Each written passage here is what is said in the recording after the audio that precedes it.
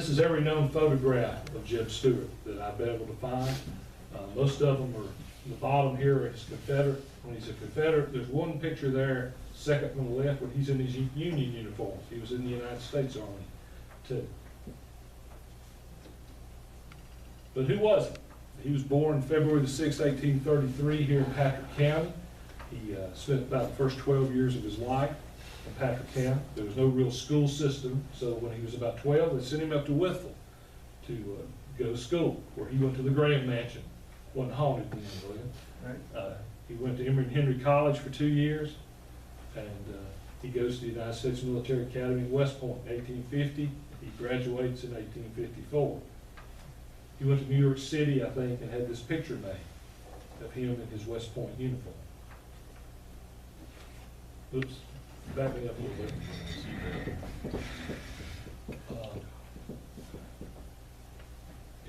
This is Jeb and his brother William. This is William Alexander Stewart, who was also born here in Patrick County and was Jeb's immediate older brother by about 4 or 5 years. And these two grew up together over there in Ararat. And William used to tell a story about Jeb when he was a little boy. When he was about 9, they were out there fooling around, as boys do. And Jeb came across this hornet's nest, and he attacked it and knocked it down. And this is a painting that we used to raise money for the Jeb Stuart birthplace, depicting Jeb Stuart knocking the hornet's nest down. And if you're ever out there at the birthplace for the reenactment or something, this is kind of an artist's rendition of what the house actually looked like. There's no house today, but that's Groundhog Mountain up there behind it. This is Jeb when he graduates West Point. He's looking a little better. He's about 5'10", 5'11". He's redheaded. He has blue eyes. He's like Glenn Burnett. He's redheaded. And you can see in that picture, he's really got some blue eyes. There's a reason there was some awesomeness in him. Yeah, that's the reason. His awesomeness. This is Jeb standing up, and this is on your left is Robert E. Lee's son Custis Lee and Stephen Dill Lee. They were all at West Point together. All three of them become Confederate generals in that war. Another guy from Patrick County with connections. This is Jonathan Henry Carter. He was in the Confederate Navy and the U.S. Navy. He was a friend of Jeb Stuart's. Carter's Mountain, if you're going down Route 8 to 103, where 103 turns, that's what we call Carter's Mountain over in there. His family was one of the founding families of Patrick County. And he was in both the Union and Confederate Navies. Jeb gets married. After he graduates West Point, he goes out to Kansas. This is his wife, Flora. He has 4 children with her. 2 children survive and have their own children. But he's in the U.S. Army for 7 years before this war starts. He's in the 1st United States Cavalry out in Kansas, and he's going to encounter things like John Brown. Glenn, should I tell them about the movie so they can be... I told him about Santa Fe Trail. So this is all depicted in this movie, Santa Fe Trail, which has Errol Flynn playing Jeb Stuart, which would be like Brad Pitt playing Jeb Stuart maybe 10 years ago. I don't think George Clooney did very good. He is good. Jeb Stuart happens to be in Washington when John Brown takes Harpers Ferry in 1859, and it's Jeb Stuart, Robert E. Lee, and a contingent of Marines that go and capture John Brown. Jeb Stuart knew who he was because he'd seen him in Kansas, and Jeb Stuart's probably the only person there who would have known this. And this happened at Harpers Ferry, which is now a national park. In 1861, Jeb Stuart resigns from the United States Army, and he's going to become a colonel in the 1st Virginia Cavalry. He's going to fight at the Battle of First Manassas. He's going to get promoted to Brigadier General. And he's also, of course, grown this beard, which he becomes famous for. Funny story I've ever had about Jeb Stuart. I was at a book signing a couple of months ago, and the fellow walks up to me, looks at one of my books, has Jeb on the cover. I'm not making this up. He says, "Is that one of them Robertsons from the Duck Dynasty?" Right. Had no clue, did he? Had no clue. I said, "Yes, sir, that's Jeb Robertson." Not Jeb, but Jeb. This is Jeb with his wife and his children. The 2 children in the middle are the ones that survived to have their own children. He loses a daughter during the war. but this is Jeb Stuart and his family. In 1862, Jeb Stuart's going to become famous. He's going to become famous mainly because he does something 3 times. He's going to ride completely around the Union Army 3 times in 1862. He does this because his job is to find out where they are. And Robert E. Lee depends on him to tell him where the Union Army is. And this is what he does 3 times in 1862. Gets his name in the newspapers, if you ever watch Gettysburg. It's considered the eyes and ears. That's what Eyes and Lee said. ears of Robert E. Lee's army. Lee said that. This is Jeb's other brother. This is John Daphne Stewart, who was also born here in Patrick County. He's going to serve in the 54th Virginia. He becomes a doctor. He was a doctor in that regiment. He was a doctor in Floyd County and in Wythe County. And that's Jeb's other brother. Cut off a lot of feet. Oops, back me up. 1863, Jeb Stuart's going to fight at Chancellorsville, Brandy Station, Gettysburg. These are all very famous battles. In Chancellorsville, he's going to take Stonewall Jackson's place when Stonewall Jackson is wounded. Brandy Station, he fights the biggest cavalry battle in the history of the Western Hemisphere. That means from the tip of South America to the North Pole in Canada, they've never fought a bigger cavalry fight. Jeb Stuart has 10,000 men under his command, all of them on horseback. Of course, Gettysburg is very controversial with Jeb Stuart, and he's going to be late for that battle, and whole forests have been cut down to write books about all of that. This is a very rare photo of him actually standing up. You never see a picture of him like that, standing up. And you'll notice he's got a black armband. What they would do when someone close to you died back then, you go into mourning. The way men would show mourning was they would wear black armbands around them. Jeb probably, this is probably for his daughter who he lost. Jeb Stuart's always thinking about Patrick County. He writes his brother William, talking about, if I can survive this war, I want to come back here to live. And this is one of the things he says about that. Their mother had sold the property over there in Ararat in 1859 and moved away. And Jeb is always talking to his brother William about this. 1864, Jeb Stuart's going to continue to fight with Robert E. Lee in a place called Yellow Tavern, which is just north of Richmond. He's going to be shot in the stomach by one of George Custer's men. And they take him into Richmond, and he's going to die the next day, May the 12th. And they buried him in Hollywood Cemetery, where he still is in Richmond. The reason they did that is the city fathers came to his wife and asked her to bury him in Richmond, because they felt like he had died trying to save the city. And this is Jeb Stuart's grave on the left, and this is the Yellow Tavern where he was shot. These are markers that just denote where he was, and a historic marker at the place he died. And so that's Jeb Stuart. He's James Ewell Brown. You wonder where Jeb comes from. He's James Ewell Brown Stewart. He's named for an uncle. And this is the guy who's probably the most famous person to come from Patrick County. There he is in Richmond, his big statue. Tom, we got about 5 minutes. Do you want to tell them about your opportunity in Richmond?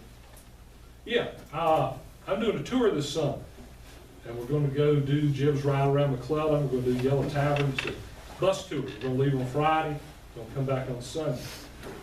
What we're offering is for one of Glenn's students, if they so desire, to come be part of the tour. Now, I don't know how y'all are going to decide who that is, or you're going to write a paper or whatever they do, but you get to come for free. Your family can come with you. You can have your room, your bus, everything is free. You have to pay for your food a little bit, but everything else is free. So if you're interested in that or any of this, you can come and tell Glenn, and y'all figure it out amongst you how you want to do it. But you can come be with us. It will cost you anything. But only one of you gets to do that, and your family can come with you. So we're doing that in July. We're doing that in July. So this is William Alexander Stewart, Jeb Stuart. William survived, took care of Jeb's family, lived to be a very old man, unlike his brother, who did not. And that's Jeb's son, who's Jeb Stuart II. It's the third, the fourth, the fifth, the sixth. I'm not gonna go to the prom with him, he's too looking good, I think. So this is the Civil War in Patrick County. This is a picture of Appomattox, two of the last guys to die, a Union soldier and a Confederate soldier. And I'm sure this is not as exciting as Glenn Burnett teaching every day to you, but if you have any questions, I'll be happy to answer them. Or you've got 2 minutes before the bell rings, is that right, Glenn? We got a little bit, I just, I'll give a little bit of time here. These are Confederate, these are state flags from the Civil War. I usually talk about the flags a little bit. This is the first Confederate national flag. They call it the Stars and Bars. And it symbolizes the first states that go out of the Union. And they had this flag for the first 2 years of the war. This is the stainless banner. This is the national flag of the Confederacy. What you would see is the United States flag today. This was their national flag. This is the last one. They put the red bar on it because when the wind wasn't blowing, the other flag looked like a surrender flag because it was white. So they put this red bar out on the end. I'm not sure if they ever really used this because it's right at the end of the war. This is what they call the Bonnie Blue flag, which was another Confederate flag that used regiments would fly over. Of course, this is what most people, the controversial Confederate flag, there's whole books written about this. This was actually a regimental battle flag of Robert E. Lee's army. It was square usually. Usually the rectangular one that most people think about today was actually a Navy flag. It was on naval ships and pickup trucks, right, Glenn? Right. T-shirts. T-shirt. Believe it or not, this was my family's regimental battle flag, the one on the right. You wouldn't even know that's a Confederate flag, but they were in 17th Tennessee. So that's my father's family. And there's old Jeb. Now, he'll have the beard, and a lot of men had beards back then, which we didn't talk about because they didn't want to look young. Jeb Stuart will be 31 or 29, which one is it? He's 31 when he died. 31 when he dies. He He's doesn't look probably- 31, he looks old, doesn't he? He's probably 29. So he has the beard because he wanted to look older as he was commanding troops, and also because he had a weak chin. Did you notice how young he was?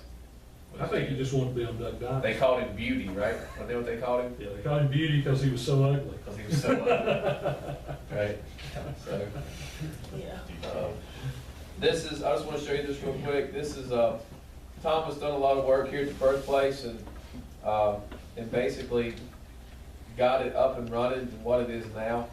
And without that, they don't have the historical society, of course, reenactment. And here's, of course, several of the things. Here's William Lecter's grave, which I've already shown you, and his family. Here, they had 30 slaves on that plantation. If I missed anything here, you can do a walking tour. You can go out there and walk anytime you want. There's like a dozen interpretive signs. You can walk all the way down to the river. There's slave history, there's Revolutionary War, there's Civil War. All of that's out there in one place. So you don't have to go just when the reenactment's going on. You can go anytime and walk around out there. So it's all in the dust. You can make a pilgrimage, as Jeb would say. Oh, man. This is what it looks like today. That's the house site, kitchen site. And that's the view of Groundhog Mountain. Right now, where Old Mill Golf Course is? Yeah. Groundhog Mountain, right? That's where. And these are some of the walking trails. That's the view of the house, from the house looking toward the mountains. Nice view.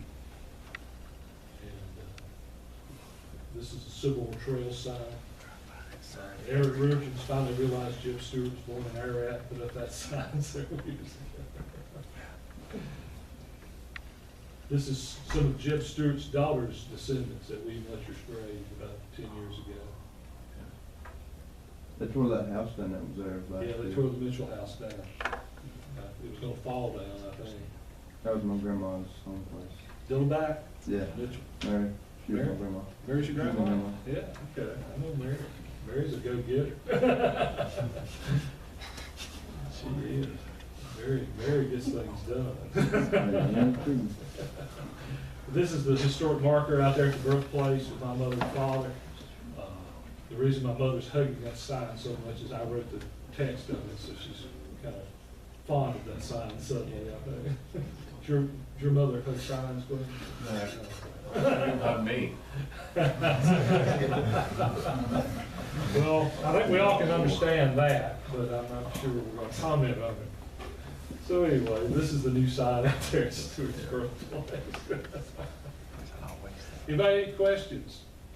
Are you asleep? I mean, he can answer pretty much anything you know. I mean, he knows everything. Civil War.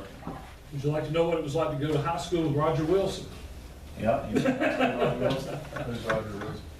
Officer Wilson? Officer Wilson. I didn't know The man his with first the- didn't know his first name. The man with the taser. He's threatened me. He threatens me every time I come. That's right. What was it I did to him that one time? Oh, I put some girl up walking up to Roger and say, "Is it true, Officer Wilson, that you started the great food fight of 1979 in the cafeteria?" Back in the old days when you could do stuff like Yeah, that. yeah, you did that today. They probably put you under the jail. It's suspended today. But I had a girl actually walk up to Roger and ask Everybody me. does. Yeah. But we actually did have food fights in 1979, and I accused Roger of being the. Now we don't eat the food. Now we don't eat the food. This Obama. I wouldn't kill somebody. Kids think it's too healthy for them. Not enough grease. Fried chicken, salt. If you was to throw it, you'd kill somebody.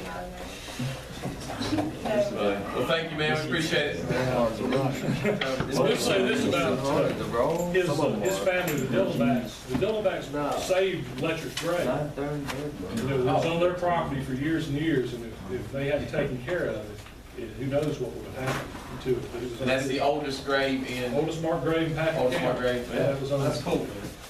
That is cool. Be probably your great grandmother.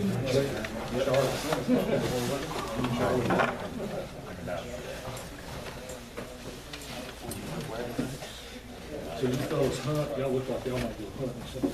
Imagine doing it with a black powder gun, where you have to load that thing. every I time killed, you I see killed it. two this year in 5 minutes with a mud. Man, we'll sign you up. We thought that was-